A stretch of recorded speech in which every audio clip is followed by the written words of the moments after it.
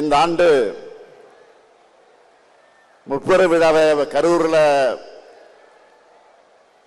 நடத்த வேண்டும் என்று அனுமதி கேட்டு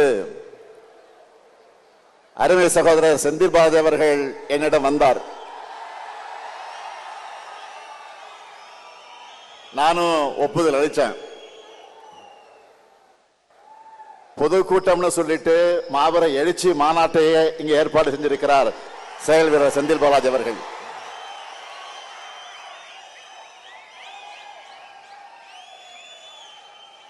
நாம கோடு போட சொன்னா ரோடு போடுவாரு. நீங்களா பார்த்திருப்பீங்க. ரோடு போட்டு அந்த ரோடு மேலதான் நான் வாகனத்தில் வந்தேன்.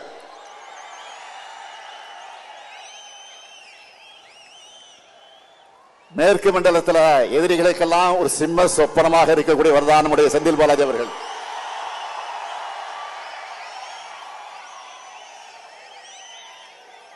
அதனாலதான் அவர் வெளியில இருந்தா தங்களால் நிம்மதியா தூங்க முடியாதுன்னு அவரை முடக்க பார்த்தாங்க. ஆனா அவரை முடக்க முடியுமா? எடுத்த பணியை வெற்றிகரமா முடிச்சு காட்டுவார். நான் உறுதியா சொல்றேன், கழக வரலாற்றிலே இப்படி ஒரு பிரம்மாண்டமான முப்பெரு விழா நடந்திருக்காது.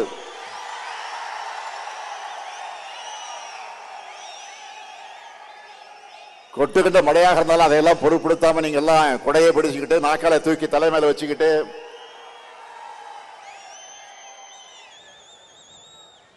இந்த நிகழ்ச்சியை நடத்திக்கிட்டு இருக்கீங்களே, அது ஒன்றே சாட்சி.